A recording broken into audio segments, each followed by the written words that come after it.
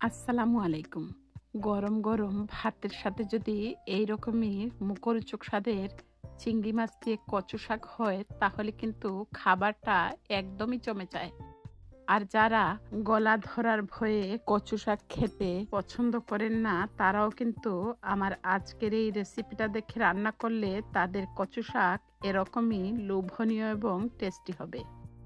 তো আশা করছি বরাবরের মতো আমার আজকের এই কচু শাক রান্না আপনাদের কাছে খুব বেশি ভালো লাগবে। ভালো লাগলে অবশ্যই একটি লাইক দিয়ে ভিডিওটি কন্টিনিউ করুন। তাহলে চলুন কথা না বাড়িয়ে শুরু করা যাক। তো এট ফার্স্ট আমি কচু শাকটা খুব ভালোভাবে ক্লিন করে নিয়ে সেদ্ধ করতে বসিয়ে দিয়েছি। তো যেহেতু কচু শাকটা পাওয়ার পর লোভ সামলাতে পারছিলাম না, সেই জন্য অফ স্ক্রিনেই আমি এটিকে সেদ্ধ করতে বসিয়ে দিয়েছি। আর এই সেদ্ধ করে নিলেই কিন্তু কচু শাক খেলে গলা একদমই ধরবে না।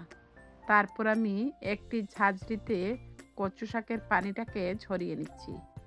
তো দেখুন আস্তে আস্তে পানিটাকে ঝরতে রেখে দিয়ে আমি হাফ এন আওয়ারের জন্য এগুলোকে ঠান্ডা করে নিব। তো আপনারা যদি সংরক্ষণ করতে চান এই পর্যায়ে পানিটাকে ঝরিয়ে নিয়ে জিপলক ব্যাগ অথবা এয়ারটাইট বক্সে উঠিয়ে রেখে সংরক্ষণ করতে পারবেন। তো যেহেতু আমার তরসই ছিল না সেজন্য আমি হাফ কাপের মতো তেলের মধ্যে প্রথমে হলুদ দিয়ে দিলাম হাফ চা চামচ এবং লবণ দিয়ে দিলাম আবারও হাফ চা চামচের মতো। প্রথমে আমি চিংড়ি মাছগুলোকে ভেজে নিচ্ছি। আর অবশ্যই চিংড়ি মাছগুলোকে ভেজে নেবেন, এতে করে সুন্দর একটি কালার আসার পাশাপাশি মাছের মধ্যে যে আষ্টে গন্ধ থাকে সেটি কিন্তু থাকবে না। তো মিডিয়াম আছে 3 থেকে 4 মিনিটের মতো চিংড়ি মাছগুলোকে ভেজে নিয়েছি। তারপর আমি তেলটা ঝরিয়ে বাটিতে উঠিয়ে নিচ্ছি। আর খুব বেশি ভাজতে যাবেন না, এতে করে চিংড়ি মাছগুলো শক্ত হয়ে যাবে। তো মাছগুলোকে উঠিয়ে নিয়ে একই প্যানের মধ্যে আমি কচু শাকটা রান্না করে নিব। তো সেজন্য আমি অফ স্ক্রিনে আবারও 1 টেবিল চামচের মতো তেল দিয়ে দিয়েছিলাম। তো তেলটা যখন গরম হয়ে গেছে অ্যাড করে দিলাম 1/4 কাপ পেঁয়াজ পেস্ট। যেহেতু কচুর পরিমাণটা কম সেই অনুপাতে আমি পেঁয়াজ পেস্টটা অ্যাড করে দিয়েছি। দিয়ে দিচ্ছি রসুন পেস্ট 1 চা চামচের মতো। অ্যাড করে দিচ্ছি 1/4 চা চামচের মতো আদা পেস্ট। এই পর্যায়ে আমি স্বাদ মতো লবণটা অ্যাড করে দিচ্ছি। আর লবণটা অবশ্যই বুঝে দিবেন, যেহেতু চিংড়ি মাছটা ভাজার সময় লবণটা দিয়েছি সেজন্য লবণটাকে অবশ্যই বুঝে দিতে হবে। তো আমি একটি চেপা শুটকি খুব ভালোভাবে মাথাটা ছাড়িয়ে নিয়ে ক্লিন করে অ্যাড করে দিলাম। তো বেসিক্যালি আমার কাছে কচু শাকে শুটকি মাছটা দিলে খেতে ভালো লাগে সেজন্য অ্যাড করে দিয়েছি। তো আপনারা চাইলে স্কিপ করতে পারবেন। তো ঢাকনাটা ওপেন করে নিয়ে আমি 1/4 কাপের মতো পানি দিয়ে নেড়ে চেড়ে মিশিয়ে নিলাম। তারপর আমি এতে অ্যাড করে দিচ্ছি মরিচের গুঁড়া 1 চা চামচের মতো। দিয়ে দিচ্ছি ধনিয়া গুঁড়া হাফ চা চামচের চাইতে একটু বেশি। এরপর আমি হাফ চা চামচ হলুদের গুঁড়া অ্যাড করে দিয়েছি। আর অবশ্যই পাউডার মশলাটা অ্যাড করার আগে কিছুটা পানি দিয়ে দিবেন যাতে মশলাটা পোড়া লেগে না যায়।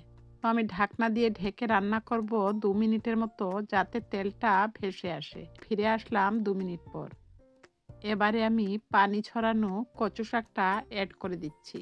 তো কচু শাকটা দেয়া হয়ে গেলে আমি কাঠির সাহায্যে নেড়ে ছেড়ে মিশিয়ে নিচ্ছি যাতে কচু শাকের ভেতর পর্যন্ত মশলাটা খুব ভালোভাবে ঢুকে যায়। তো এই পর্যায়ে আমি চুলার আঁচটাকে লো টু মিডিয়ামে করে রান্না করে নিব। তো দিয়ে দিচ্ছি 3 থেকে 4টি কাঁচামরিচ। তো কাঁচামরিচগুলোকে আমি ফালি করে কেটে নিয়েছি। তো যেহেতু কচু শাকে কোনো পানি ব্যবহার করব না সেজন্য লো টু মিডিয়াম হিটে 5 মিনিটের মতো জাল করে নিয়েছি। তো দেখুন কচু শাকের ভেতরের পানিটা দিয়ে কচু শাকটা কিন্তু অলমোস্ট রান্না হয়ে গেছে। তো আপনারা চাইলে কিন্তু এই পর্যায়েও খেতে পারবেন।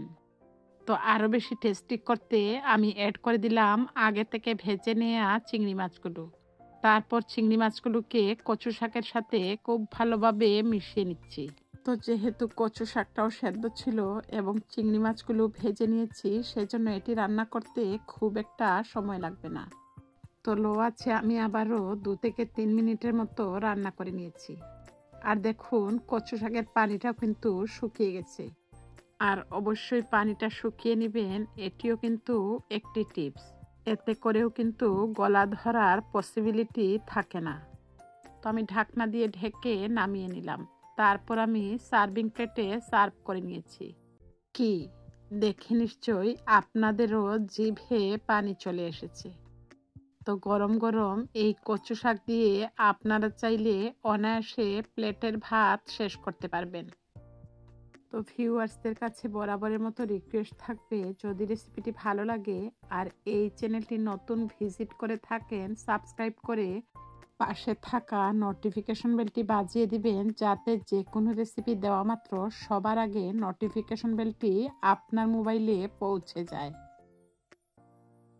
আর যদি এই রেসিপিটি আপনাদের কাছে খুব বেশি ভালো লাগে, ইচ্ছে হলে টাইমলাইনে শেয়ার করে অন্যদেরকে দেখার সুযোগ করে দিতে পারেন। তো নেক্সট রেসিপি অথবা ব্লগ দেখার আমন্ত্রণ জানিয়ে আজকের মতো আপনাদের সবার সুস্থতা এবং মঙ্গল কামনায় বিদায় নিচ্ছি। সবাই ভালো থাকবেন, সুস্থ থাকবেন, আর আমার এই ছোট্ট চ্যানেলটিকে এগিয়ে নিয়ে যেতে আমার চ্যানেলটির সঙ্গেই থাকবেন। আল্লাহ হাফেজ। আসসালামু আলাইকুম। আসসালামু আলাইকুম। চলে আসলাম আপনাদের সাথে আবারও একটি বিকেলের নাস্তায় খেতে পারবেন এমনই একটি মুখরোচক রেসিপি নিয়ে, আর সেটি হচ্ছে ছোলা বুট ভুনা। তো আশা করছি আমার মতো যারা ছোলা বুট ভুনা পছন্দ করেন তাদের কাছে আমার আজকের এই ছোলা বুট ভুনা রেসিপি খুব বেশি ভালো লাগবে। তো আপনারা চাইলে রমজান মাস ছাড়াও কিন্তু বিকেলের নাস্তায় এই ছোলা বুট ভুনা অনায়াসে তৈরি করে খেতে পারেন। তো যারা নতুন রাঁধুনি তাদের কাছে আমার আজকের এই ছোলা বুট ভুনা খুব বেশি ভালো লাগবে।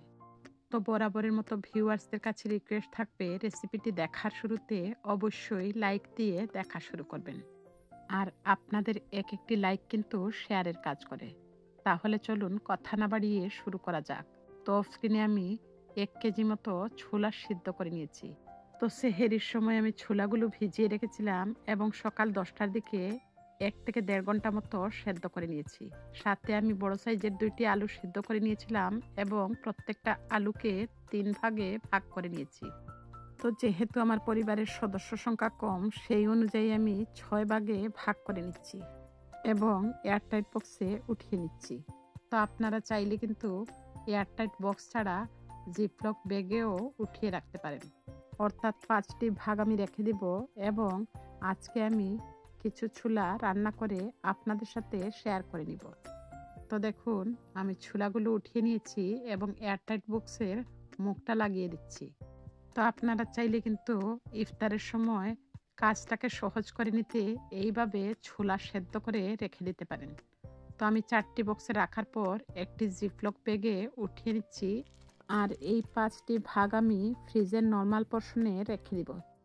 তো আপনারা যদি বেশি পরিমাণে সেদ্ধ করেন ডিপ ফ্রিজেও সংরক্ষণ করতে পারবেন। তো যেহেতু আমার পরিবারের সদস্য সংখ্যা কম, সেই অনুপাতে আমি ছোলাগুলো ভাগ করে নিয়েছি। তো আপনাদের পরিবারের সদস্য সংখ্যা অনুযায়ী রান্না করে নেবেন।